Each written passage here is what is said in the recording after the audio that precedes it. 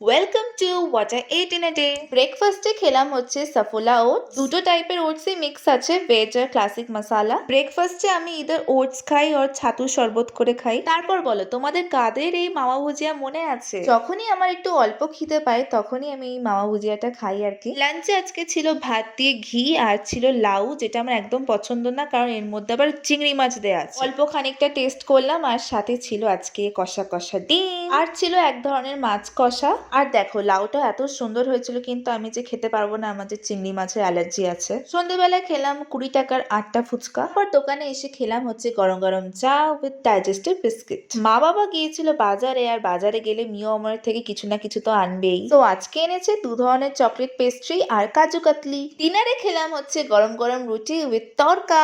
প্রায় অনেকদিন পর তরকা খেলাম, আর দারুণ লাগলো। সাথে ছিল আলুর তরকারি আর গুড়ের রসগোল্লা। ডিনার করে শেষ করলাম দিনটা। Thanks for watching.